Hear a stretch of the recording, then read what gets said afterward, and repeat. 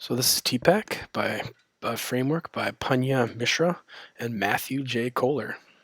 Uh, they founded Tpck at Michigan State University, I want to say around 2006. And Tpck starts with two strands, an independent strand of knowledge, which teachers are more than familiar with, but it's the content that we extend to our students.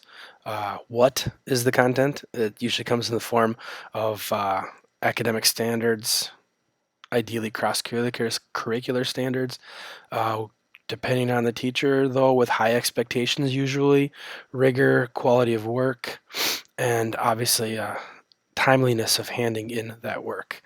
So the two strands, the other strand is the other independent strand of knowledge is pedagogy, or the how the content is extended.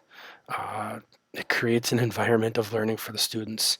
The relationships that students have in that environment with not only their peers, but also their teachers. Teachers also create positive environments with their pedagogy through instructional routines and habits.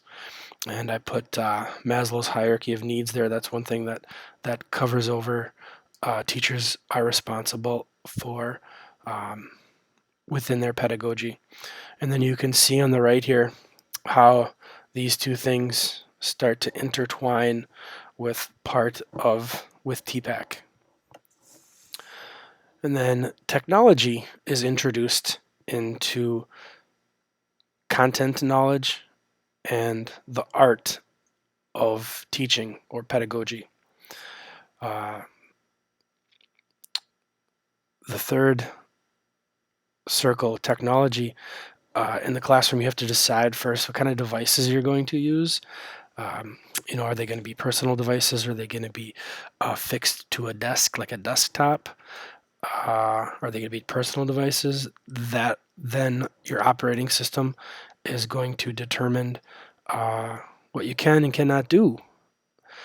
You also have to take into account the ratio of the environment of the devices, how many devices you have per student. Is it 1-to-1? Is it 1-to-2? Is it 1-to-3? 1-to-6? That will depend on what some of the things and how frequently your students can use the technology. And then the availability of the devices, can you use them during these instructional times or those instructional times or all your instructional times? And then along with, choosing a device in your operating system, that will define the suite or the programs or the software that you have access to. A typical word processing environment or strategy task would be you'd either use Docs, Google Docs, Microsoft Word, or Mac iOS or Mac operating system would be Pages. And then, what kind of storage or cloud system you want. Do you want a cloud system, or do you want all the technology to be saved on site in servers? And then the many, many processes that you can do other than just word processing, as I mentioned. That's the technology strand of Tpck. Now, when you intertwine all these, when you intertwine content and pedagogy and technology, you will get, on the bottom here, you will get what is called technology content knowledge, technology content knowledge. And that concerns what ways can I extend or offer experiences to students with technology. Can I attach the technology with certain content? How do I do that? That's not necessarily quite technology content, but it's very simple. There's not going to be much pedagogy involved in this first strand here of technology content knowledge. Pedagogical content knowledge, right up here, this spot right here, is what teaching strategies fit the content I must extend.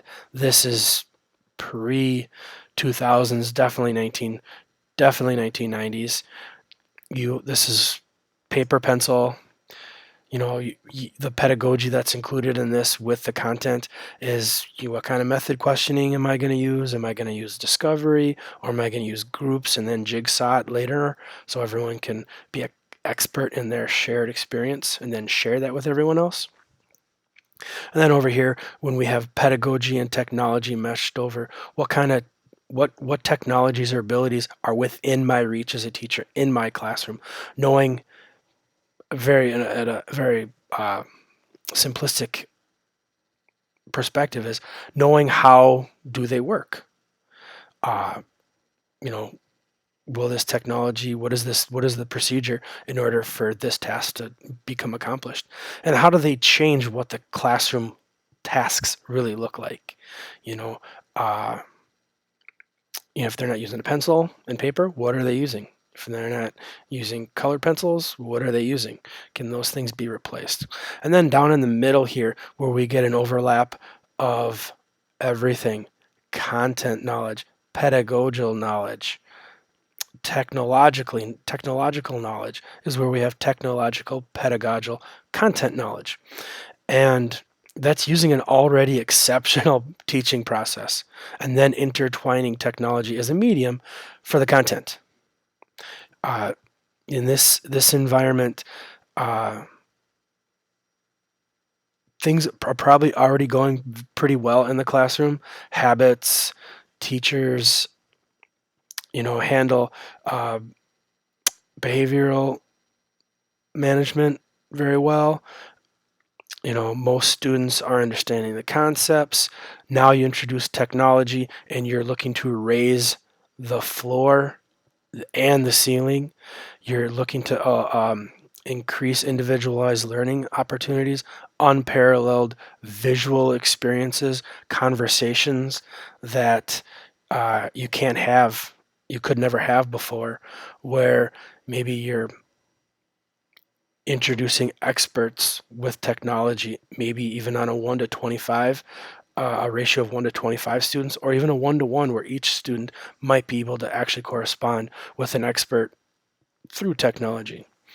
And the convenience, maybe if it's as simple as, like I said before, just replacing notes, and all this is to also impel motivation, have students excited to learn in this manner, and spark prior knowledge and solidify new constructs, which is not new to teaching, but do that more frequently.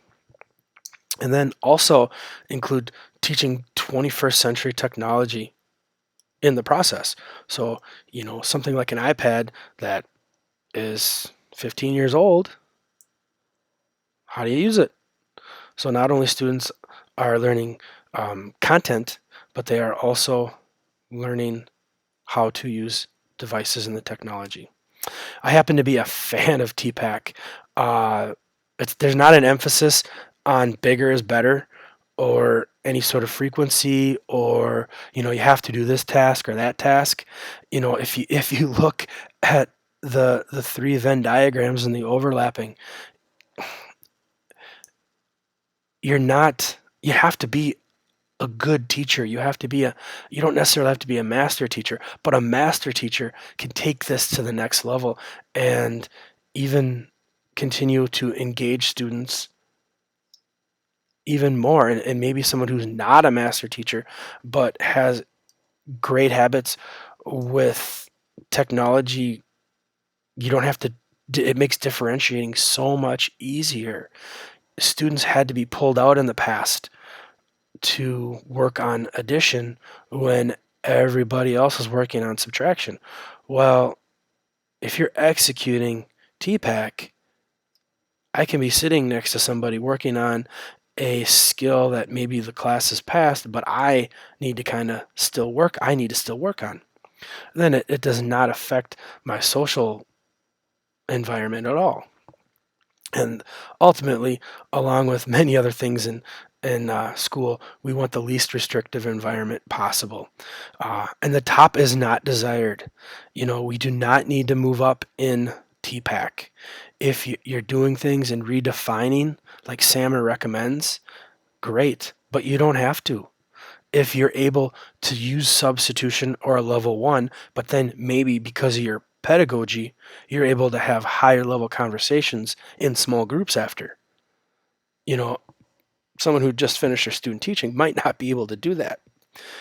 They might feel they need to incorporate a lot of technology, where a master teacher says, we're just going to work on a couple things real quick.